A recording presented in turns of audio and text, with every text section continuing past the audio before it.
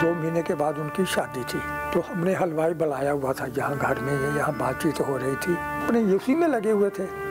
इतने में टेलीफोन आया, टीवी के नीचे आया, लेफ्टिनेंट त्रिवेणी सिंह। जब मैंने ये पढ़ा तो मैंने को बोला, मैं क्या जगह भागो, देखो क्या हो गया यहाँ। पंजाब में, पूरे पंजाब में त्रिवेणी किसी का नाम ही नहीं है, मेरा ही त्रिवेणी है। मेरा तो सब कुछ लुट गया उसी समय। आज भी हमें जीने में कष्ट हो रहा है। वो मेरी लाइफ के हीरो है और मैं उनके जैसा बनना चाहता हूँ। वायदे जरूर करते हैं, लेकिन वो वायदे जैसे वो घर की दहलीज से बाहर जाते हैं ना, तो जो वायदे किए हैं वो वहाँ छोड़ देते हैं, आगे नहीं ले जाते। तो आदमी तो बाहर रह के भी देश की सेवा कर सकता है, क्या किसान देश की सेवा नहीं करता? पूरे देश के लोगों का पेट भर रहा है। बातचीत तो होनी चाहिए, कुछ चीज़ें गवर्नमेंट को माननी चाहिए, कुछ चीज़ें जिम्मेदारों को माननी चाहिए।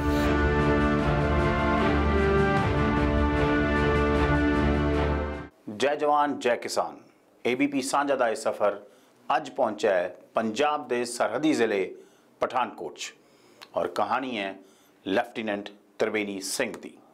जी हाँ, वो अफसर जो बहुत बहादुरी ने लड़िया, देश सेवा तो मुँह नहीं मोड़िया और जम्मू दे विच 2004 च होए एक अतवादी हमले दे विच शहादत पाई, लेकिन उस तो पहला अतवादियों नूं ढेर करता। 18 साल पहला इस परिवार दी अखां 'च जो हंझू आए सन, वो अजे भी 2 दहाकियां बाद उवें अखां प्यो रहे ने। जवान बेटे दे हमेशा लई छड़ जाण दा दुख इन्हां चेहरिਆਂ ते हर पल झलकदा है।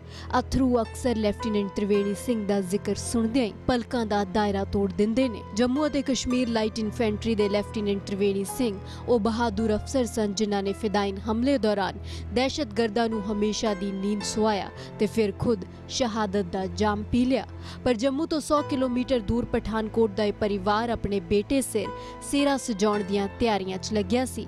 इस गल तो बिल्कुल बेखबर कि पुत ने तां शहादत दा सेरा सजा लिया, क्योंकि उनकी एंगेजमेंट हो गई थी और 2 महीने के बाद उनकी शादी थी। तो हमने हलवाई बुलाया हुआ था यहाँ घर में, यहाँ बातचीत हो रही थी, तो क्या बनाना है वो मेनू हम चेक आउट कर रहे थे। उसी दिन ये जहाँ रात को बैठे हुए थे, तकरीबन कोई 6-7 बजे की बात है। हलवाई आया हुआ था जिसने पूरा अरेंजमेंट करना था, बनाना था। तो हम यहाँ बैठे हुए थे, मैं और मिसेज थे, दोनों ही हैं। तो अंदर टीवी चल रहा था, तो हम बातें जहाँ कर रहे थे उनको लिखा रहे थे, ये चीज़ें बनानी है, ये बताना है, इतने गेस्ट होंगे, यहाँ अरेंजमेंट करना है, कितना कितना सामान चाहिए, जो जो चीज़ें चाहिए वो हमें वो सब चेक आउट कर रहे थे। तो इतने में पीछे से यहाँ सड़क के गेट के पास हमारे बड़ा शोर वगैरह, लोग बातें करने लगे, बड़े लोग यहाँ आ गए, पता नहीं क्या बात है। तो हम अपने उसी में लगे हुए थे, इतने में टेलीफोन आया। टेलीफोन वो उठाया तो वो टेलीफोन था उनके ससुराल से। उन्होंने बोला कि आप क्या कर रहे हो? तो इन्होंने बोला कि हम तो अपने वो हलवाई बुलाया हुआ है तो उसके लिए मेनू चेक आउट कर रहे हैं। कहता टीवी जाके देखो क्या है वहाँ, आपको पता है? तो मैं उठ के गया वहाँ, जहाँ देखा तो वहाँ नीचे टीवी के नीचे आया लेफ्टिनेंट त्रिवेणी सिंह। जब मैंने ये पढ़ा तो मैंने को बोला, मैं क्या जगह भागो, देखो क्या हो गया यहाँ।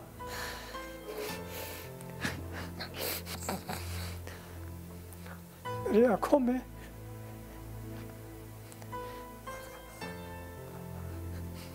अंधेरा छा गया।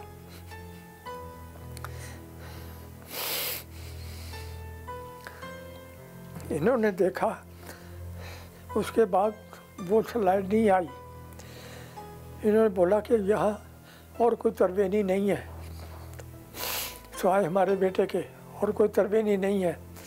लेकिन कुछ मन में दुविधा थी उसने, क्योंकि वो बहुत डर था, बॉर्डर के ऊपर था। कई दफ़ा वो उन्होंने एनकाउंटर किया। हमने कभी सोचा नहीं था कि क्या एडजुटेंट भी जा सकता है हवा स्टेशन के ऊपर।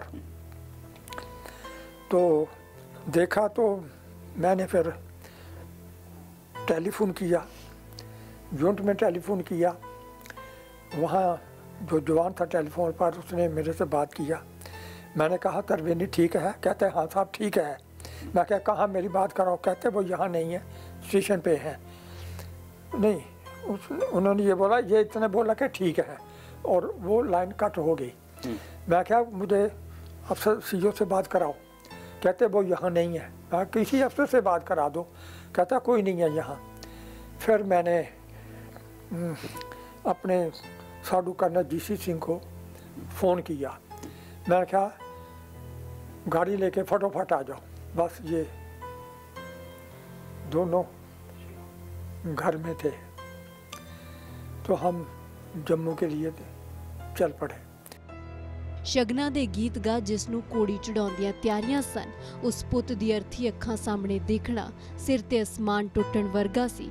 ਪੈਰਾਂ ਹੇਠੋਂ ਜ਼ਮੀਨ ਖਿਸਕ ਗਈ ਸੀ। 2 जनवरी की रात को जहाँ जहाँ तकरीबन 2-2.5 घंटे लगते हैं, हम सुबह तकरीबन 4 बजे वहाँ पहुँचे, और रास्ते में चेकिंग हो रही थी बहुत ज़्यादा। तो सभी जगह देना पड़ता था पे हम कौन है, कहाँ जा रहे हैं। तो पलाते वहाँ सुबह जब पहुँचे तो मैथ में ऑलरेडी उनके पूरी यूनिट के अफसर वहाँ खड़े थे। जैसे मैं वहाँ पहुँचे तो मन में यकीन हो गया कि हाँ, जो देखा है मैंने टीवी के बहुत ठीक है। बस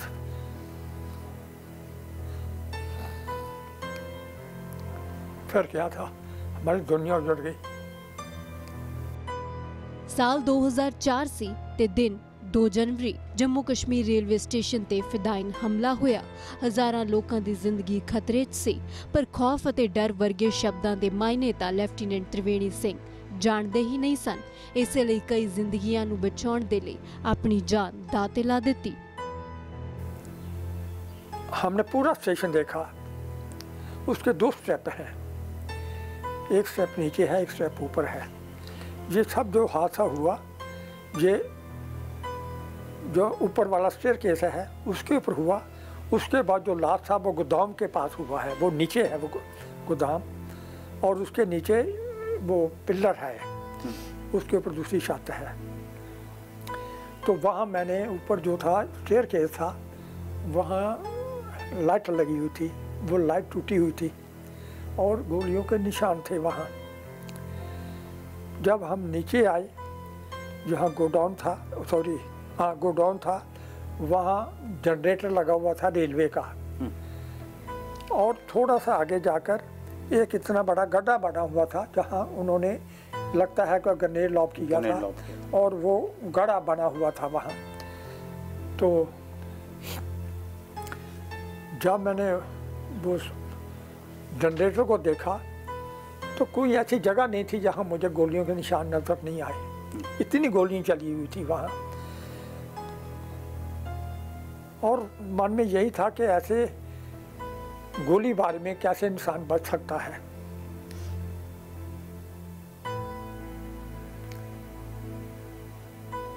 क्योंकि ये चीजें देखे ना, आंखों में रोशनी, अंधेरा छा गया।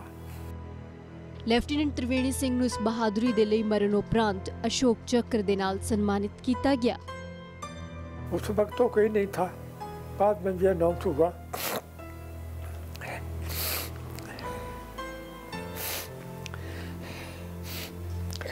लेकिन ये हिस्ट्री में पहला इंसिडेंट है। 2 जनवरी को ये केस हुआ, और 26 जनवरी को उसको अशोक चक्र मिला। ये हिस्ट्री में पहला चांस है। कुछ पाने के लिए कुछ खोना पड़ता है, और जो उसने पाया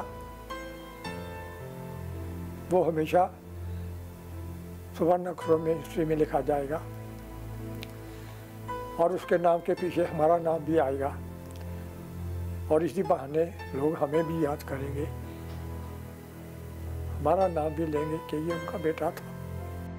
26 ਸਾਲ ਦੀ ਛੋਟੀ ਉਮਰ ਦੇ ਵਿੱਚ ਲੈਫਟੀਨੈਂਟ ਤ੍ਰਿਵੇਣੀ ਸਿੰਘ ਨੇ ਵੱਡਾ ਬਲੀਦਾਨ ਦਿੱਤਾ, ਅਤੇ ਨਾਲ ਹੀ ਇਸ ਪਰਿਵਾਰ ਨੇ ਦੇਸ਼ ਲਈ ਕੀਤੀ ਉਹ ਕੁਰਬਾਨੀ ਜਿਸ ਲਈ ਮਜ਼ਬੂਤ ਹੌਸਲੇ ਦੀ ਲੋੜ ਹੁੰਦੀ ਹੈ।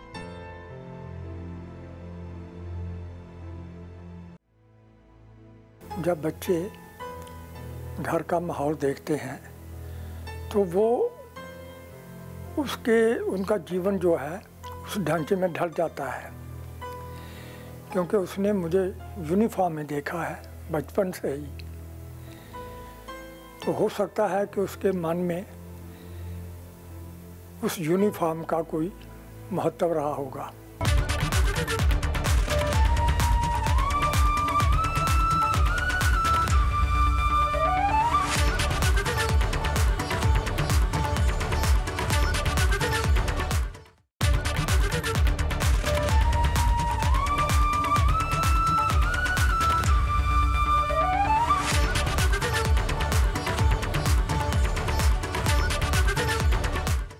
ਲੈਫਟੀਨੈਂਟ ਤਰਵੇਨੀ ਸਿੰਘ, ਇਹਨਾਂ ਦਾ ਬਚਪਨ ਹੀ ਇਸ ਤਰ੍ਹਾਂ ਬੀਤਿਆ ਕਿ ਉਹਨਾਂ ਦੇ ਘਰ ਦੇ ਵਿੱਚ ਹੀ ਫੌਜ ਵਾਲਾ ਮਾਹੌਲ ਸੀ, ਕਿਉਂਕਿ ਪਿਤਾ ਵੀ ਫੌਜ 'ਚ ਰਿਟਾਇਰ ਹੋਏ ਸੀ। ਹਮੇਸ਼ਾ ਉਹਨਾਂ ਨੂੰ ਵਰਦੀ 'ਚ ਵੇਖਦੇ ਸੀ ਔਰ ਇਨਸਪਾਇਰ ਹੋਏ ਕਿ ਮੈਂ ਫੌਜ 'ਚ ਜਾਣਾ ਹੈ। ਬਹਾਦਰ ਬਹੁਤ ਸੀ। ਸਪੋਰਟਸ ਦੀ ਗੱਲ ਕਰੀਏ ਤੇ ਹਰ ਸਪੋਰਟਸ ਦੇ ਵਿੱਚ ਚੰਗੇ ਸੀ ਔਰ ਇਹੋ ਕਾਰਨ ਹੈ ਕਿ ਇੰਨੀ ਬਹਾਦਰੀ ਉਹਨਾਂ ਨੇ ਜੰਮੂ ਰੇਲਵੇ ਸਟੇਸ਼ਨ ਤੇ ਵੀ ਦਿਖਾਈ। ਖੌਫ ਅਤੇ ਡਰ ਵਰਗੇ ਸ਼ਬਦਾਂ ਦਾ ਤ੍ਰਿਵੇਣੀ ਸਿੰਘ ਦੀ ਜ਼ਿੰਦਗੀ 'ਚ ਕੋਈ ਮਾਇਨਾ ਨਹੀਂ ਸੀ। ਬਹਾਦਰੀ ਦੀ ਗੁੜਤੀ ਲੈਫਟੀਨੈਂਟ ਤ੍ਰਿਵੇਣੀ ਸਿੰਘ ਨੂੰ ਬਚਪਨ 'ਚ ਹੀ ਮਿਲ ਗਈ ਸੀ। ਪਿਤਾ ਨੂੰ ਫੌਜ ਦੀ ਵਰਦੀ 'ਚ ਦੇਖ ਤ੍ਰਿਵੇਣੀ ਸਿੰਘ ਦੇ ਮਨ 'ਚ ਦੇਸ਼ ਭਗਤੀ ਦਾ ਬੀਜ ਪਹਿਲਾਂ ਹੀ ਬੀਜਿਆ ਗਿਆ ਸੀ, ਪਰ ਕਿਸੇ ਨੂੰ ਖਬਰ ਨਹੀਂ ਸੀ ਕਿ ਭਵਿੱਖ 'ਚ ਤ੍ਰਿਵੇਣੀ ਸਿੰਘ ਕੁਝ ਅਜਿਹਾ ਕਰਨਗੇ ਕਿ ਪੂਰਾ ਮੁਲਕ ਉਹਨਾਂ ਤੇ ਫਖਰ ਕਰੇਗਾ। जब बच्चे घर का माहौल देखते हैं तो वो उनका जीवन जो है उस ढांचे में ढल जाता है, क्योंकि उसने मुझे यूनिफॉर्म में देखा है बचपन से ही। तो हो सकता है कि उसके मन में उस यूनिफॉर्म का कोई महत्व रहा होगा। वैसे तो हमारे ये कोई विचार नहीं था कि उसको आर्मी में भेजें, लेकिन कुछ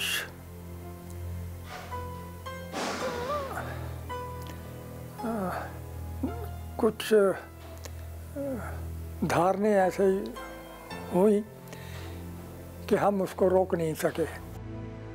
बेशक देश की सेवा कर चुके कैप्टन सिंह अपने बेटे दे लई वखरी मंजिल चाहते सन, पर त्रिवेणी सिंह वतन प्रस्ती दे राह ते तुर पे। मेरे मन में खुशी भी थी, क्योंकि मेरे मन में मिक्स विचार थे, क्योंकि मेरी धारणा थी कि मैं एग्रीकल्चर की तरफ इनको ले जाऊं और हम उसमें डेवलपमेंट करें। जब ये वहाँ कामयाब हो गए तो उसको इंटरव्यू की कॉल आ गई, तो उसने मुझे फ़ोन किया कि पापा मेरी इलाहाबाद के लिए सीट बुक करा दो। मैंने उसको बोला कि बेटे तूने इलाहाबाद किस लिए जाना है, अभी तेरे फाइनल के एग्ज़ाम आ रहे हैं, क्योंकि उसने मुझे नहीं बताया था कि मैंने ये आर्मी के लिए जाना है। तो मैंने कहा कि तूने क्या जाना है, तेरा पेपर अभी आ रहे हैं, आप उसकी तरफ ध्यान दो। तो कहता है नहीं पापा मेरे उस वक्त सीट रिजर्व करा दो, मेरी इंटरव्यू है वहाँ। मैं क्या किस चीज़ की इंटरव्यू है तेरी? कहता है मैं रिटर्न में कामयाब हो गया हूँ, मेरी इंटरव्यू है वहाँ। मैं क्या बेटे तेरा बोर्ड जो है वो बड़े ख़राब बोर्ड इलाहाबाद में पड़ा है, वहाँ सक्सेस रेट बहुत कम है, तकरीबन वाश आउट ही होते हैं। तो कहता है मेरे सीट तो रिजर्व करा दो, बाद में देखेंगे क्या होता है। मैं क्या ठीक है बेटे। तो क्योंकि उसका मन था कि मैं जाऊं, क्योंकि कुछ चीज़ें ऐसी होती हैं कि वो हम नहीं चाहते हैं लेकिन वो हमें करनी पड़ती हैं। तो मैंने सीट उसकी रिज़र्व करवा दी। सीट रिज़र्व कराई, वो इलाहाबाद में चला गया। जिस दिन से इंटरव्यू रोज़ाना शाम को अपनी फीडबैक जो था मम्मा को देता था, आज मम्मा ये हुआ, आज मेरा इसका पेपर हुआ, मेरी ऐसी परफॉर्मेंस थी। लास्ट में जब रिज़ल्ट निकलता है तो शाम को उसने फ़ोन किया कि मम्मा मैं सेलेक्ट हो गया हूँ, अभी मेरा मेडिकल है। तो एक दिन तो मन में खुशी भी थी, दूसरे मन में ये भी था कि हम तो कुछ और चाहते थे, लेकिन ये अब किसी और लाइन में जा रहा है, क्योंकि हमारा जो था विचार तो एग्रीकल्चर में था ताकि हम उसमें कुछ सुधार लाएं। लेकिन इसका सुधार, इसका जो सुझाव उसका इंटरेस्ट था, वो दूसरी तरफ था। तो मेडिकल शुरू हो गया, 3 दिन मेडिकल शुरू हुआ, मेडिकल में कामयाब हो गया। तो खुशी भी हुई हमें, चलो बेटा सेलेक्ट हो गया है, कुछ देश के बारे में कुछ करेगा। अपनी तीखन बुद्धि करके त्रिवेणी सिंह हमेशा अव्वल रहंदे, फिर चाहे वो कोई भी इम्तिहान क्यों ना होवे। कई बार परिवारिक बंदिशां करके उन्होंने खुद नूं रोकिया भी, पर आखिर उस मंजिल ते पहुंच ही गए जिस ते वो जाना चाहते सन। शहीद लेफ्टिनेंट त्रिवेणी सिंह अशोक चक्रा, जिनके नाम के साथ ही उनकी बेगाथा शुरू हो जाती है। शौर्य, त्याग, बलिदान का दूसरा नाम है शहीद लेफ्टिनेंट त्रिवेणी सिंह, जिनका बलिदान जो है युगों तक याद रखा जाएगा। जम्मू रेलवे स्टेशन पर बहादुरी का वो इतिहास रचा, आज भी लोग उसे याद करते हैं। वो 1500 तीर्थयात्री जो वैष्णो देवी से आया था, उस पास रूम के अंदर बैठा था। अगर त्रिवेणी चाहते तो खुद को बचा सकते थे, लेकिन उन्होंने सोचा कि अगर वो सीढ़ियों के रास्ते आए तो देरी हो जाएगी।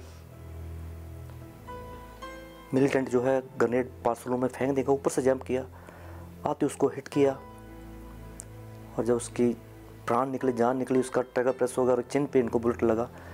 और सबसे बड़ी बात, सामने इनके कमांडिंग अफसर खड़े हैं, कहते रहे त्रिवेणी वेट वेट वेट, लेकिन त्रिवेणी तो कुछ और ही मिट्टी का बना हुआ था। गोली लगी है, फिर खड़ा होता है, अपने कमांडिंग अफसर को सैल्यूट करता है और कहता है कि sir, the mission has been accomplished. उसके बाद वो वहीं गिर जाते हैं, मिलिटेंट के पैरों के साथ उनका पैर जुड़ते हैं। और वो, जैसे मेरी बहन जोसर ने बताया कि छोटे से समय में, उस छोटे से ऑपरेशन में वो त्रिवेणी इतना महान काम कर गया कि भारतीय सेना तो उस पर गर्व करेगी, लेकिन देश का आम नागरिक भी उन पर हमेशा गर्व करता है। जैसे एक एपिसोड जोसर ने सुनाया आपको, 2005 को मेरे साथ भी ऐसा एपिसोड हुआ।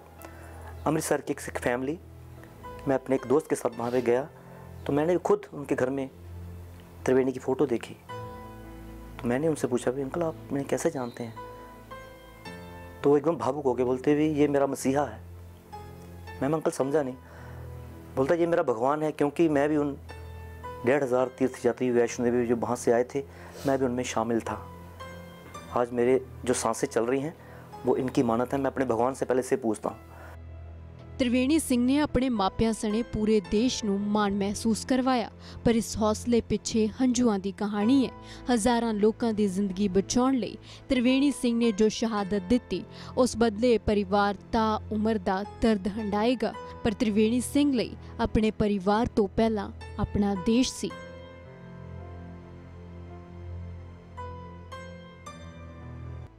गए थे उनके पास, अगर मैं मांगने जाता तो तब वो कहते थे आपने मांगी है। मैंने मांगी नहीं थी, उन्होंने खुद बोला है। तो जब बोला है तो उसको एग्जीक्यूट क्यों नहीं किया?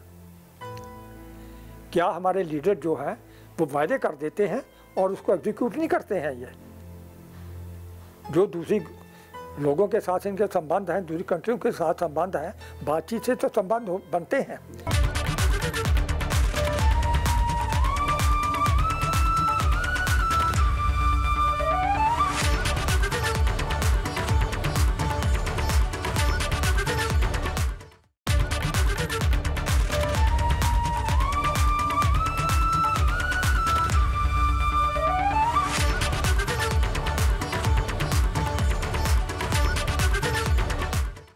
जय जवान जय किसान एबीपी ਸਾਂਝਾ ਦੇ ਸਫ਼ਰ ਦੇ ਵਿੱਚ ਆਪਾਂ ਕਈ ਘਰਾਂ ਦੇ ਵਿੱਚ ਜਾ ਕੇ ਦੇਖਿਆ ਵੀ ਕਿਸ ਤਰ੍ਹਾਂ ਜਵਾਨ ਲੜਦੇ ਹੋਏ ਦੇਸ਼ ਲਈ ਜਾਨ ਵਾਰ ਦਿੰਦੇ ਨੇ ਔਰ ਉਹਨਾਂ ਤੇ ਪਰਿਵਾਰਾਂ ਨੂੰ ਮੁੜ ਕੇ ਧੱਕੇ ਖਾਣੇ ਪੈਂਦੇ ਨੇ। ਸਰਕਾਰਾਂ ਵਾਅਦਾ ਤੇ ਕਰਦੀਆਂ ਨੇ, ਲੇਕਿਨ ਪੂਰੇ ਹੋਣ 'ਚ ਸਮਾਂ ਲੱਗਦਾ ਜਾਂ ਕਈ ਵਾਰੀ ਪੂਰੇ ਨਹੀਂ ਹੁੰਦੇ। ਇਹੋ ਕਹਾਣੀ ਹੈ त्रिवेणी सिंह ਦੇ ਪਰਿਵਾਰ ਨਾਲ। ਜਦੋਂ त्रिवेणी सिंह शहीद ਹੋਏ ਤੇ ਵਾਅਦਾ ਕੀਤਾ ਗਿਆ ਸੀ कि परिवार के किसी जी नूं नौकरी दी जाएगी। जी हाँ, त्रिवेणी सिंह दे सिस्टर नूं नौकरी तो मिली, लेकिन बहुत धक्के खान तो बाद और कोर्ट राही। 18 वरे हो गए ने, पर अज भी ये बजुर्ग मापे राह तकदे ने त्रिवेणी सिंह दी। चाहे पता है कि उन्होंने मुड़ वापस कदे नहीं आना। अखां दी रोशनी मध्यम पै गई है, ਹੰਝੂ ਵਹਾ ਵਹਾ ਕੇ। ਪਰ ਇਹ ਵੀ ਕੌੜਾ ਸੱਚ ਹੈ ਕਿ ਇਹ ਪੀੜ ਹੁਣ ਇਸ ਪਰਿਵਾਰ ਨੂੰ ਖੁਦ ਹੀ ਚੱਲਣੀ ਪਏਗੀ, ਕਿਉਂਕਿ ਸਰਕਾਰਾਂ ਨੇ ਤਾਂ ਸਾਰ ਲੈਣ ਦੀ ਲੋੜ ਨਹੀਂ ਸਮਝੀ, ਸਗੋਂ ਮੁਸ਼ਕਿਲਾਂ 'ਚ ਇਜ਼ਾਫਾ ਕਰਨ ਦੀ ਕੋਈ ਥੋੜ नहीं छड्डी। देखिए, वायदे ज़रूर करते हैं, इसमें कोई शक नहीं है, लेकिन वो वायदे जैसे वो घर की दहलीज से बाहर जाते हैं ना, तो वो वहाँ कमीज झाड़ देते हैं कि जो वायदे किए हैं वो वहाँ छोड़ देते हैं, आगे नहीं ले जाते। वो हमारे साथ भी तो ऐसे ही हुआ है।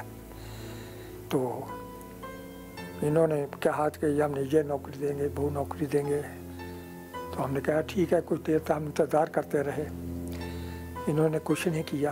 फिर मैंने चिट्ठियाँ लिखनी शुरू की। चिट्ठियाँ लिखी, कहते जी हमने जो बोर्ड कंडक्ट करना था वो तक वो नहीं किया है। तो लेकिन मैं चिट्ठियाँ लिखना बंद नहीं की, चिट्ठियाँ मैं लिखता रहा। उनको बोला कि आप जो है जिस भी बोर्ड को कंडक्ट करना है आप करिए। इन्होंने फिर वो बोर्ड कंडक्ट किया काफ़ी देर के बाद। ये 2000 में हमारा हुआ था, 2004 में, लेकिन 2008 में इतना टाइम इन्होंने लिया जॉब देने में, और वो जॉब भी ऐसे नहीं आई है। उसकी भी बड़ी एक स्टोरी है, क्योंकि जब भी हम जो लीडर आते थे यहाँ, चीफ मिनिस्टर भी हमारे यहाँ आए, ब्रिगेडियर गुप्ता थे यहाँ, उनके साथ हम उनके मिलने के लिए गए। ये उनके घर में गए, वहाँ वो ठहरे हुए थे, तो वहाँ मान गए कि हाँ जी थोड़े दिन में दे देंगे नौकरी, लेकिन यहाँ जाते ही वो सब कुछ भूल गए। एक शख्स देश ਲਈ ਜਾਨ ਦੇ ਦਿੰਦਾ ਹੈ, ਪਰ ਉਸਦੇ ਪਰਿਵਾਰ ਨੂੰ ਇੱਕ ਨੌਕਰੀ ਦੇ ਲਈ ਦਰਬਦਰ ਭਟਕਣਾ ਪੈਂਦਾ ਹੈ, ਅਦਾਲਤਾਂ ਦੇ ਚੱਕਰ ਕੱਟਣੇ ਪੈਂਦੇ ਨੇ। ਇਸ ਤੋਂ ਸ਼ਰਮਨਾਕ ਸ਼ਾयद कुछ ਹੋਰ नहीं हो सकता। तो फिर मैंने ये कहा कि ऐसे काम नहीं बनेगा, हमें कोर्ट का सहारा लेना चाहिए। कोर्ट में जाना पड़ा? कोर्ट में जाना पड़ा। तो कोर्ट में हम गए, कोर्ट में केस किया, तो यहाँ से हमें चंडीगढ़ जाना पड़ता था। तो फिर भी ये वादे करते रहे कि हम देंगे। सॉरी, इसके पहले जो है इन्होंने चंडीगढ़ में इंटरव्यू कंडक्ट की थी, तो काफ़ी बच्चे वहाँ गए थे, वहाँ इन्होंने टेस्ट लिया, वहाँ मेरी बेटी भी गई थी, ये फर्स्ट आई थी। जो ये जो बोर्ड का जो है सैनिक बोर्ड जो है, उनका जो ब्रिगेडियर था, उन्होंने मुझे फ़ोन किया कि जो संघ परफॉर्मेंस बहुत अच्छी है, इसको एग्जीक्यूटिव जॉब देंगे हम। तो वो न्यूज़पेपर में आ गया। कुछ दिमाग में कुछ ऐसा आया कि इसकी कटिंग रख लो अपने पास। मैंने उसकी कटिंग अपने पास रख ली। काफ़ी देर देखता पे कब इनको बुलाते हैं, देते हैं नौकरी या देते हैं, तो कुछ नहीं बोले। तो फिर मैंने उसका रेफरेंस देते हुए जो भी उसके हेड जो मेन जो पॉइंट थे वो मैंने उसमें लेके जॉट डाउन करके मैंने चिट्ठियाँ लिखना शुरू किया। तो कोई नहीं, इन्होंने मेरी बात नहीं सुनी, लारे देते रहे कि हाँ नौकरी देंगे, नौकरी देंगे। हमें भी कई दफ़ा बुलाया, लेकिन आश्वासन दिए, लेकिन किया कुछ नहीं है। खुद भी हम मिलने के लिए गए, मास्टर मोहन लाल था, वो भी हमें लेके गए, चंडीगढ़ मिले, हम इनको सबको मिले में, लेकिन ये सब आईवाज था। काफ़ी टाइम गुजर गया था, फिर मैंने केस कर दिया। जो केस किया तो काफ़ी देर तो केस हमारा चला। उसमें भी ये जो पंजाब गवर्नमेंट थी, ये कभी इन्होंने जवाब देना, कभी इन्होंने जवाब नहीं देना। तो कुछ हमारी किस्मत ऐसी थी, जो जज था बड़े अच्छी नेचर के थे, वो वहाँ आ गए। जो मैंने चिट्ठियाँ लिखी थी, उन्होंने उनमें से पूरा रेफरेंस देखा, जिनके मैंने नाम लिए थे, जो कि शहीद हुए थे, जिनको इन्होंने नौकरियाँ दी थी, वो मैंने लिस्ट, उन्होंने लिस्ट निकाली उसमें से जो मैंने चिट्ठियाँ लिखी थी। और फिर बादल का जो होता है असिस्टेंट जो है इसका, उसको बुलाया, उसको बोला कि आप जो है जोसन को नौकरी क्यों नहीं दे रहे हैं। तो वो कहते हैं कि वो जो है वो टाइटल नहीं है। वो कहते हैं कि क्यों टाइटल नहीं है। तो जो उन्होंने बताना था वो उन्होंने बताया। तो फिर उन्होंने बोला कि ये जो आपने ये लिस्ट जो है, इनमें जो आपने नौकरियां दी हुई हैं वो किस बेस के ऊपर दी हुई फिर है, वो कैसे इंटाइटल्ड है? वो कैसे इंटाइटल्ड है। Exactly. उसमें खूब खींचा उनको। वहाँ उन्होंने परामर्श किया कि नहीं, हम तो नौकरी देंगे। फिर टाइम उन्होंने निकाल दिया। अल्टीमेटली उन्होंने नोटिस दे दिया कि इस बार जो है, अगर आपने नौकरी नहीं दी तो चीफ मिनिस्टर खुद आएगा कोर्ट में। तो फिर जाके उन्होंने ये जो नौकरी देनी थी वो नौकरी नहीं दी है। वहाँ भी वो गड़बड़ कर गए। वहाँ वो एक्साइज की नौकरी दी उन्होंने ईटीओ की। तो क्या प्रॉमिस क्या हुई थी, कौन सी देनी थी? एग्जीक्यूटिव। ਪਰਿਵਾਰ ਨੂੰ ਸਰਕਾਰ ਨਾਲ ਬਹੁਤੇ ਗਿਲੇ ਸ਼ਿਕਵੇ ਤਾਂ ਨਹੀਂ ਨੇ, ਪਰ ਸਵਾਲ ਜ਼ਰੂਰ ਨੇ ਕਿ ਜੇ ਸਰਕਾਰਾਂ ਨੇ ਵਾਅਦੇ ਪੂਰੇ ਕਰਨੇ ਹੀ ਨਹੀਂ ਹੁੰਦੇ, ਬੋਲ ਪੁਗਾਉਣੇ ਹੀ ਨਹੀਂ ਹੁੰਦੇ, ਤਾਂ ਫਿਰ ਝੂਠੇ ਲਾਰੇ ਲਾਏ ਹੀ ਕਿਉਂ ਜਾਂਦੇ ਨੇ? प्रॉमिस क्यों किया? हम मांगने तो नहीं गए थे उनके पास। अगर मैं मांगने जाता तो तब वो कहते थे आपने मांगी है। मैंने मांगी नहीं थी, उन्होंने खुद बोला है। तो जब बोला है तो उसको एग्जीक्यूट क्यों नहीं किया? क्या हमारे लीडर जो हैं वो वायदे कर देते हैं और उसको एग्जीक्यूट नहीं करते हैं? ये जो दूसरी लोगों के साथ इनके संबंध हैं, दूसरी कंट्रियों के साथ संबंध हैं, बातचीत से तो संबंध बनते हैं, वो कैसे एग्जीक्यूट करते हैं? ये अपने मुल्क के लोगों के साथ जो प्रॉमिस करते हैं उसको एग्जीक्यूट क्यों नहीं करते हैं? ये त्रिवेणी सिंह ਦੇ ਪਿਤਾ ਚਾਹੁੰਦੇ ਸਨ ਕਿ ਉਹਨਾਂ ਦਾ ਬੇਟਾ ਖੇਤੀ ਕਰੇ, ਆਪਣੀ ਜ਼ਮੀਨ ਨਾਲ ਜੁੜੇ। ਇਹ ਵੀ ਤਾਂ ਦੇਸ਼ ਸੇਵਾ ਦਾ ਜ਼ਰੀਆ ਹੀ ਹੈ, ਪਰ ਕੁਦਰਤ ਨੂੰ ਸ਼ਾਇਦ ਕੁਝ ਹੋਰ ਮਨਜ਼ੂਰ ਸੀ ਅਤੇ ਪਰਿਵਾਰ ਦਾ ਇਹ ਸੁਪਨਾ ਹਮੇਸ਼ਾ ਲਈ ਅਧੂਰਾ ਰਹਿ ਗਿਆ।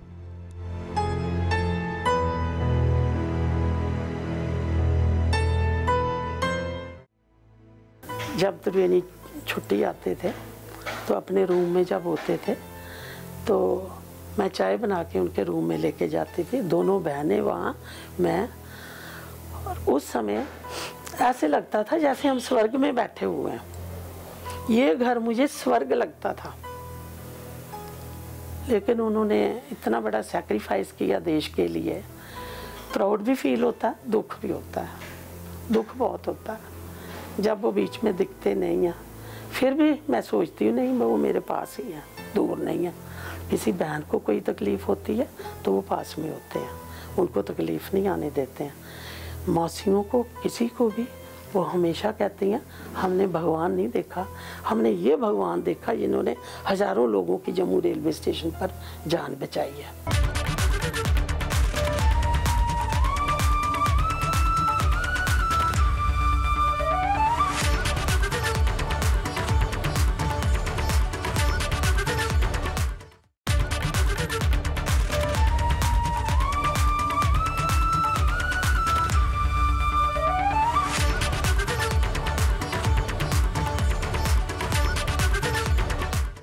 ਲੈਫਟੀਨੈਂਟ ਤਰਵੇਣੀ ਸਿੰਘ ਦੀ ਸ਼ਹਾਦਤ ਨੂੰ ਚਾਹੇ ਲਗਭਗ 17 ਸਾਲ ਬੀਤ ਚੁੱਕੇ ਨੇ, ਲੇਕਿਨ ਆਪਣੇ ਪਰਿਵਾਰ ਦੇ ਦਿਲਾਂ ਦੇ ਵਿੱਚ ਅੱਜ ਵੀ ਉਹ ਜ਼ਿੰਦਾ ਨੇ। ਇੱਕ ਪੂਰਾ ਕਮਰਾ ਉਹਨਾਂ ਦੀ ਤਸਵੀਰਾਂ ਤੇ ਉਹਨਾਂ ਵੱਲੋਂ ਜਿੱਤੇ ਗਏ ਮੈਡਲਸ ਨਾਲ ਭਰਿਆ ਪਿਆ ਹੈ। ਪਰਿਵਾਰ ਨੂੰ ਕਾਫੀ ਚਾਅ ਸੀ ਔਰ ਖਾਸ ਕਰਕੇ ਤਰਵੇਣੀ ਦੀ ਸ਼ਹਾਦਤ ਤੋਂ ਪਹਿਲਾਂ ਉਹਨਾਂ ਦਾ ਵਿਆਹ ਤੈਅ ਹੋ ਚੁੱਕਾ ਸੀ।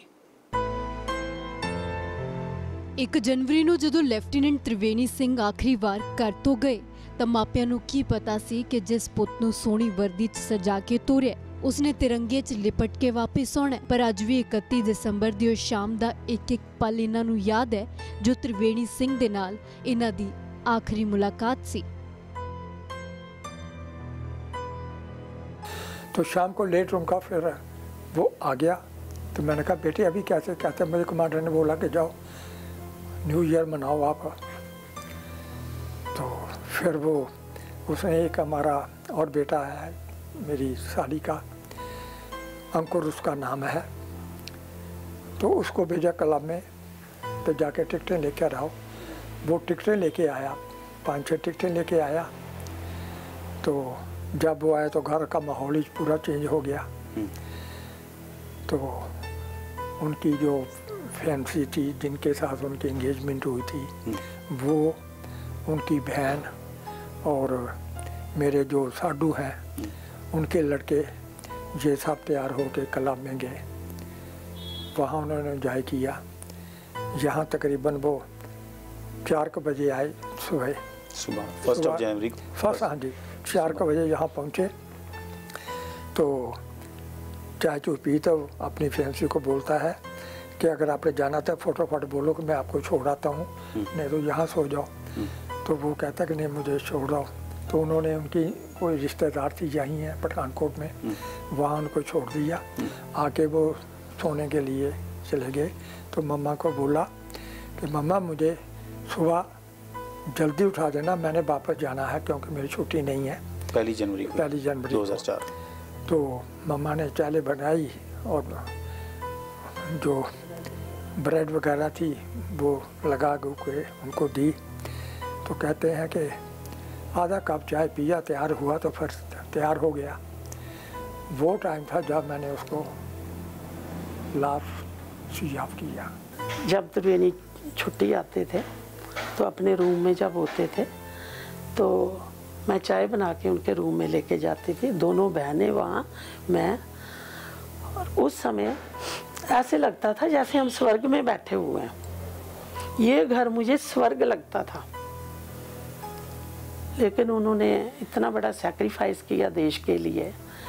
प्राउड भी फील होता है, दुख भी होता है। दुख बहुत होता है जब वो बीच में दिखते नहीं हैं। फिर भी मैं सोचती हूँ नहीं, वो मेरे पास ही है, दूर नहीं है। किसी बहन को कोई तकलीफ़ होती है तो वो पास में होते हैं, उनको तकलीफ़ नहीं आने देते हैं। मौसियों को, किसी को भी, वो हमेशा कहती हैं हमने भगवान नहीं देखा, हमने ये भगवान देखा जिन्होंने हज़ारों लोगों की जम्मू रेलवे स्टेशन पर जान बचाई है। और खुद अपने बारे में नहीं सोचा, अपनी फियांसी के बारे में नहीं सोचा, शादी के बारे में नहीं सोचा। इतनी देशभक्ति, कई फ़ोन आए त्रिवेणी को, लेकिन सबको काटता गया और अपने सैक्रिफाइस दिया और देश के लिए हज़ारों लोगों की जान बचाई। वहाँ पे कोई जाति या मज़हब नहीं था, वहाँ पे हर तरह के लोग थे जिनकी जान बचाई है त्रिवेणी ने। सो हमारे लिए जीना मुश्किल है, अभी चेंज हो गई है लाइफ हमारी, फिर भी हम उन्हीं का नाम लेके हम जीते हैं कि हमारा बेटा अभी भी हमारे अंग संग है, हमारे दुखों में शामिल है, अपनी बहनों के साथ शामिल है। बड़ियां मन्नतां दे बाद पुੱਤ ਦਾ ਮੂੰਹ ਦੇਖਣ ਵਾਲੀ ਇਸ ਮਾਂ ਦਾ ਚਿਹਰਾ ਹੁਣ ਅਕਸਰ ਹੰਝੂਆਂ ਨਾਲ ਭਿੱਜਿਆ ਰਹਿੰਦਾ ਹੈ। ਬੇਟੇ ਨੂੰ ਦੇਖ ਹਰ ਦੁੱਖ ਦੂਰ ਹੁੰਦਾ ਸੀ, ਪਰ ਉਸਦੇ ਦੂਰ ਜਾਣ ਦਾ ਤਾ ਉਮਰ ਦਾ ਦੁੱਖ ਝੋਲੀ ਪੈ ਗਿਆ। हमारी शादी के 8 साल बाद बहुत मन्नतों से पैदा हुए थे और जब जिस समय पैदा हुए तो इनकी आवाज़ बहुत ही सुंदर थी, ऊंची आवाज़ में जो रोए। और डॉक्टर कहते अरे ये तो पता नहीं कौन सा अफसर पैदा हुआ पहले ही, ये तो अफसर लग रहा है, ऐसे डॉक्टर बोले नामकुम में। और हर गेम में आगे थे, पढ़ाई में बहुत इंटेलिजेंट थे, हर क्लास में अपने मॉनिटर और इंटेलिजेंट। अभी भी दोस्त सारे उनका ग्रुप बना हुआ है और हर जन्मदिन पे मुझे फ़ोन करना, उन्होंने फूल भेजने, बुके वगैरह अभी भी याद करते हैं। तो कहते हैं ऐसा दोस्त हमें नहीं मिलेगा, हमने बहुत ही बुरे कर्म किए होंगे जो इतना सुंदर अच्छा दोस्त खो दिया हमने। और मुझे बहुत प्राउड फील होता था उस समय, मेरा बच्चा कितना अच्छा है जो सारे इसको प्यार करते हैं। सो इसी तरह आर्मी में चले गए, फिर बहुत इंटेलिजेंट थे। प्राउड तो आप आज भी होगे जो देश के लिए वो करके गए हैं। I am very much proud of my son, क्योंकि जैसे मेरे बेटा था वो ऐसा मैंने आज तक देखा नहीं कोई बच्चा। ਭਰਾ ਤੋਂ ਵਿਛੜਨ ਦਾ ਦਰਦ ਤਾਂ ਕਦੇ ਨਹੀਂ ਮੁੱਕਣਾ, ਪਰ ਵੀਰ ਤ੍ਰਿਵੇਣੀ ਸਿੰਘ ਨੇ ਦੇਸ਼ ਲਈ ਜੋ ਕੀਤਾ ਹੈ ਉਸ ਤੇ ਇਸ ਭੈਣ ਨੂੰ ਬਹੁਤ ਮਾਣ ਹੈ। ਭਰਾ ਦੀਆਂ ਗੱਲਾਂ ਤੇ ਯਾਦਾਂ ਦਾ ਹੀ ਹੌਸਲਾ ਹੈ ਜੋ ਅੱਜ ਵੀ ਇੰਨੀ ਹਿੰਮਤ है। ये इंडियन मिलिट्री एकेडमी में भी गए हैं, वहाँ पर मेडल सिक्योर करना it's like it really mean something. तो किसी के 1 मेडल आता है, किसी के 2 मेडल आते हैं। तो अगर आप यहाँ पे देखें मेडल की लाइन लगी हुई है and that is from Indian military academy. तो मतलब उनका कैलिबर उस लेवल का था। तो वो बोलते कम थे, वो करके दिखाते थे। और when he got selected I was very happy और he was also very happy, क्योंकि उनके माइंड में, चाहे उन्होंने कभी कहा नहीं, लेकिन उनके at the back of the mind उनके मन में था कि आर्मी मुझे ज्वाइन करना है। And he was very passionate about it. उन्होंने एक तो होता है ना कि चलो एग्ज़ाम दिया, क्लियर हो गया तो चले गए। इनमें वो बात नहीं थी, मतलब इनका एक पैशन था कि मुझे आर्मी में जाना है। और ये बात मुझे कैसे पता चली, जब ये इंडियन मिलिट्री एकेडमी में इनकी ट्रेनिंग चल रही थी, इन्होंने एक बात मुझे कही जो मुझे अभी भी नहीं भूलती है। उन्होंने मुझे ये कहा कि, मैंने कहा सोनू भैया वॉज हिज निकनेम, तो मैंने कहा कि काफ़ी आर्मी ऑफिसर्स हैं, क्योंकि ट्रेनिंग इतनी सख्त होती है, तो कई बार मैंने इंसिडेंट सुने हैं कि समटाइम्स लिटरली क्राई, कि घर में लेटर्स लिखते हैं कि बहुत टफ है ट्रेनिंग। तो मैंने कहा how are you finding the training? तब उन्होंने ये कहा कि कहते जब टफ से टफ ट्रेनिंग आती है ना, कहते I want to know my limits. मतलब उनमें इतनी मैं कहूँगी कैपेबिलिटी थी कि उनको ये नहीं पता चल रहा था कि अभी तक मेरी लिमिट क्या है। मतलब he was doing that training so well. तो he was exceptionally intelligent, he was just exceptional. एक परिवार ने देश ਨੂੰ 2 फौजी अफसर ਦਿੱਤੇ, जवान बेटे ਨੂੰ देश ਦੇ ਲੇਖੇ ਲਾਇਆ, पर बावजूद इस परिवार ਦੇ कई सवाल ने सरकारां ਤੋਂ, जिन्हां ਦੇ दावे ਲੱਖ ने पर हकीकत सिफर है। जो किसानी है ये मेहनत का काम है, ऑनेस्टी का काम है, मेहनत का काम है। इंसान को जफाकश होना चाहिए, टाइम का हर एक चीज़ करनी चाहिए।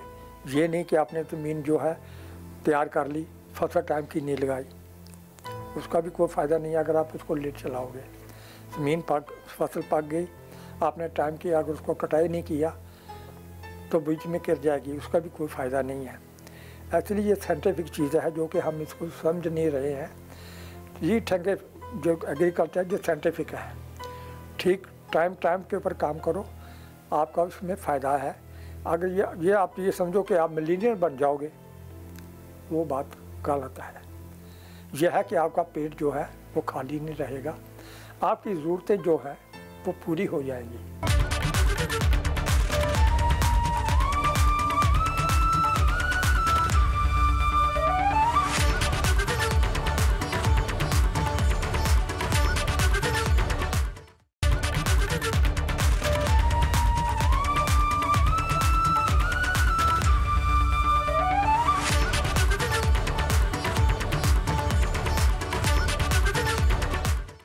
ਲੈਫਟੀਨੈਂਟ ਤਰਵੇਨੀ ਸਿੰਘ ਦਾ ਪਰਿਵਾਰ ਵੀ ਇੱਕ ਕਿਸਾਨੀ ਪਰਿਵਾਰ ਹੈ।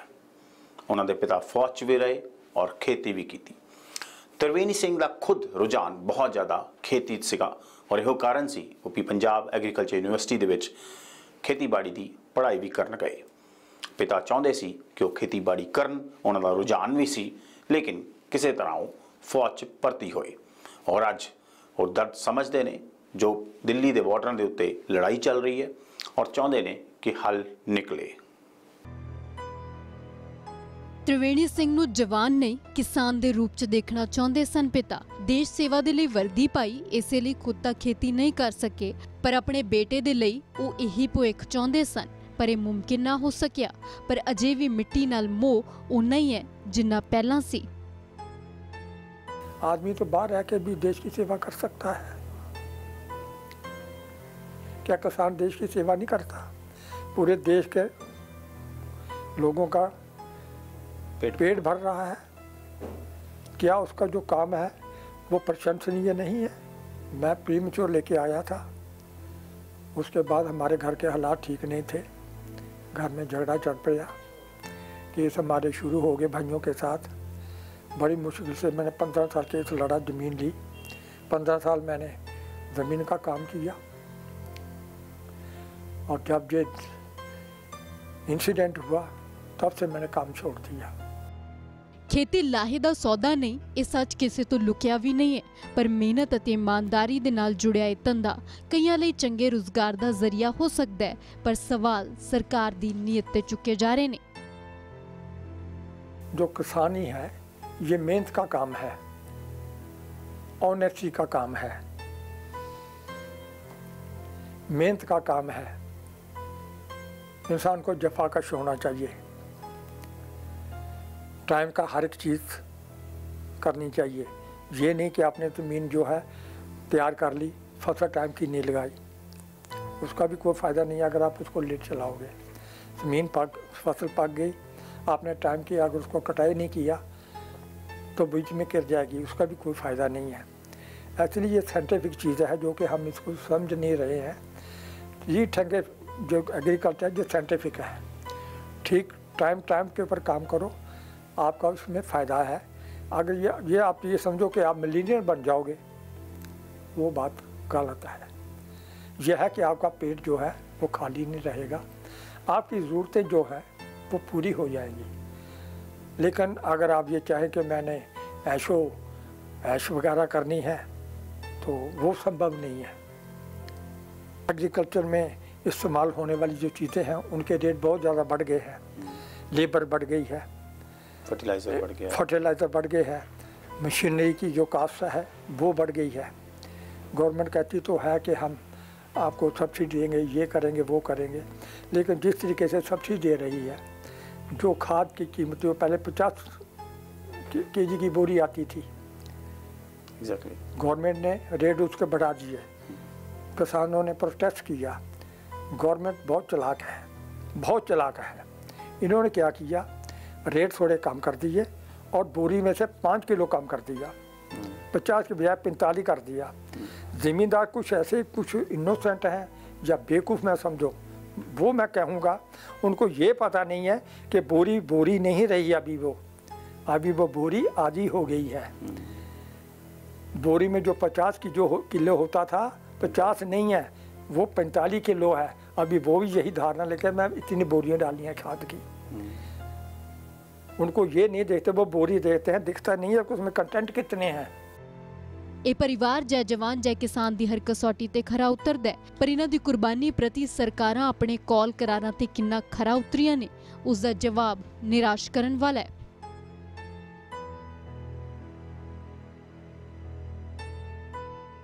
ਇਹ ਸੀ ਕਹਾਣੀ ਲੈਫਟੀਨੈਂਟ ਤ੍ਰਿਵੇਣੀ ਸਿੰਘ ਦੀ। ਕਿਸ ਤਰ੍ਹਾਂ ਇੱਕ ਛੋਟੀ ਜਿਹੀ ਉਮਰ ਦੇ ਵਿੱਚ ਇਸ ਨੌਜਵਾਨ ਨੇ ਦੇਸ਼ ਉਤੋਂ ਜਾਨ ਵਾਰਤੀ, ਬਹੁਤ ਜ਼ਿਆਦਾ ਬਹਾਦਰੀ ਵਿਖਾਈ। ਪੰਜਾਬ ਇਸ ਤਰ੍ਹਾਂ ਦੀਆਂ ਕਹਾਣੀਆਂ ਨਾਲ ਭਰਿਆ ਪਿਆ ਹੈ। ABP ਸਾਂਝਾ ਦਾ ਇਹ ਸਫ਼ਰ ਜਾਰੀ ਰਹੇਗਾ ਔਰ ਜਲਦ ਮਿਲਾਂਗੇ ਕਿਸੇ ਹੋਰ ਪਿੰਡ ਦੇ ਵਿੱਚ।